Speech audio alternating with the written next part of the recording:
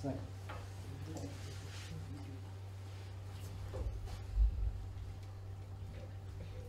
بالله من الشيطان الرجيم بسم الله الرحمن الرحيم الحمد لله رب العالمين الصلاة والسلام على أشرف الأنبياء والمرسلين سيدنا ونبينا أبي القاسم محمد اللهم صل على محمد وآل محمد وعلى أهل بيته الطيبين الطاهرين المعصومين المظلومين الحمد لله الذي جعلنا من المتمسكين بولاية سيدي ومولاي علي بن أبي طالب اللهم صل على محمد وآل محمد الحمد لله الذي هدانا لهذا وما كنا لنهتدي لولا أن هدانا الله.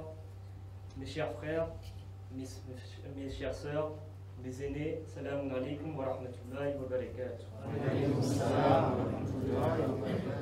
Nous sommes entrés dans un mois où la justice affronte l'oppression. Ce mois n'est pas seulement un rappel historique, il est une réalité toujours vivante. Dans le monde d'aujourd'hui, nous pouvons voir à travers les crises, les conflits, les injustices, l'esprit de Muharram, le message de Karbala résonne encore. اللهم صل على محمد وآل محمد اللهم صل على محمد وآل محمد اللهم صل على محمد وآل محمد. Et dans ce contexte, nous pouvons voir que le schisme, notre religion, est devenu un sujet d'actualité. On entend beaucoup de voix, beaucoup d'opinions, parfois confuses ou mal informées sur ce qu'est réellement notre religion, le schisme. Mais une question revient souvent, sincèrement ou parfois avec insistance. Pourquoi les chiites sont-ils une minorité dans le monde musulman? Aujourd'hui, on estime que les chiites représentent environ 10 à 15% de la population musulmane. La majorité, environ 85 à 90% des musulmans, sont sunnites. Ce déséquilibre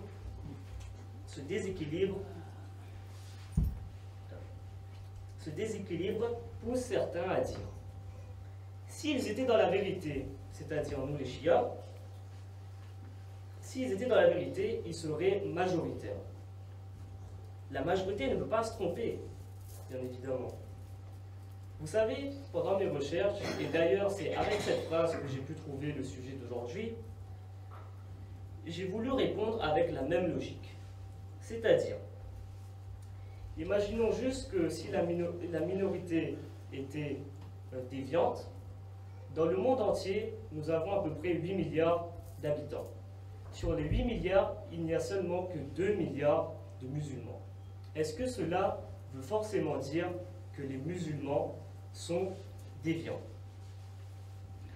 Du coup, pour ce genre de raisonnement, on peut clairement voir qu'elle est incohérente, voire injuste. Mais posons-nous les vraies questions. Est-ce que la majorité a toujours raison? Est-ce que la vérité se mesure au nombre?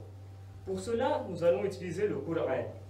Dans le Coran, Surat Al-An'am, verset 116, Allah nous dit, Bismillahirrahmanirrahim, et si tu obéis à la majorité de ceux qui sont sur terre, ils t'égareront du chemin d'Allah.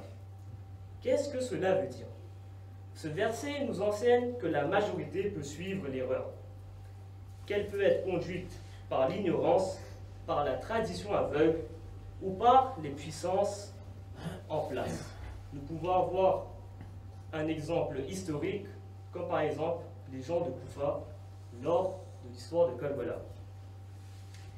La vérité, elle est avec ceux qui sont sincères envers Allah, fidèles au prophète et engagés dans la justice, même s'ils sont peu. Pour comprendre pourquoi les chiites aujourd'hui sont minoritaires, il faut revenir à un moment très précis de l'histoire islamique. Le décès du prophète Mohammed sallallahu alayhi wa sallam.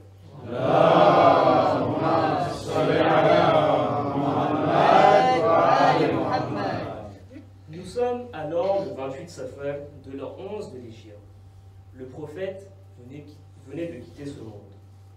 Son corps sacré repose encore dans sa maison. L'imam Ali, alayhi salam, et les Bani Hashim et quelques proches s'occupent de la ghusl, c'est-à-dire le lavage rituel et les préparatifs funéraires. Mais pendant ce temps, en dehors de la maison, un événement politique d'une grande importance se déroule. Les Ansar, c'est-à-dire les compagnons de Médina, se réunissent dans un lieu appelé Saqifa. Ils veulent discuter de l'avenir de la communauté. Je précise bien de la communauté.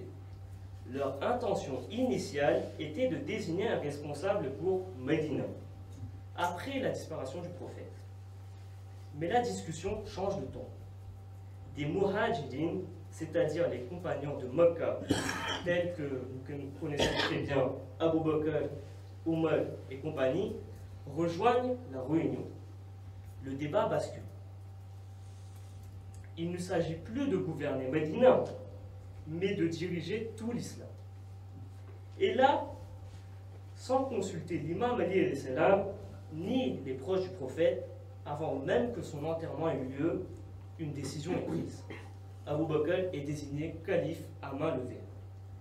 Aucun conseil général, aucun appel à la famille du prophète, un petit groupe décide pour toute la communauté. C'est là que se produit la grande fracture de l'islam.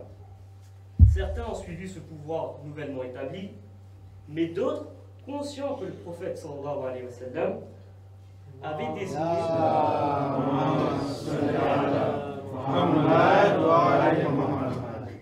désigné Imam Ali alayhi salam comme son successeur. Et ces personnes-là n'ont pas accepté cette décision précipitée. Ces derniers sont devenus alors ce qu'on appelle les Shi'an Ali, les partisans d'Imam Ali alayhi salam, non pas par désir de division, mais bien sûr par fidélité au message du prophète sallallahu alayhi wa sallam. Et c'est ainsi que le schisme est né. Elle est née par loyauté, par attachement à la vérité, même si cela signifiait être en minorité. Les partisans d'Imam Ali alayhi salam à l'époque sont restés attachés à son droit, mais cette fidélité leur a coûté très cher. Ils ont été marginalisés, certains ont été tués, beaucoup étaient contraints de cacher leur foi pour survivre. C'est ce qu'on appelle le taqiyya. Ce n'est pas de l'hypocrisie, c'est de l'autoprotection dans un contexte de danger réel. Et malgré cela, nous pouvons voir que les chiites ont survécu. Ils ont transmis, ils ont résisté par la foi, par la science, par la patience et surtout par l'amour des Ahlul Bayt. Soyons clairs, nous ne cherchons pas à être nombreux. Nous cherchons juste à être sincères, à être justes. Et la justice n'a jamais eu besoin d'être populaire pour être vraie. L'imam Ali alayhi salam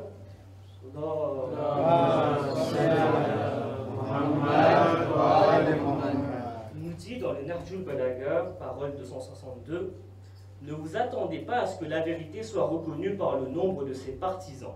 Connaissez la vérité, vous reconnaîtrez ces gens. Alors oui, peut-être que nous sommes peu, mais ce peu est un peu fidèle. Et dans l'histoire des religions, la vérité a souvent été portée par des minorités sincères.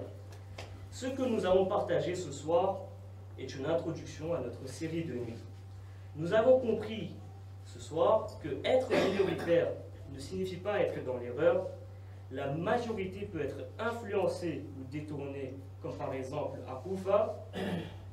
Le chiisme est né d'un acte de fidélité et que malgré l'oppression, la lumière de cette voie a survécu. Salawat.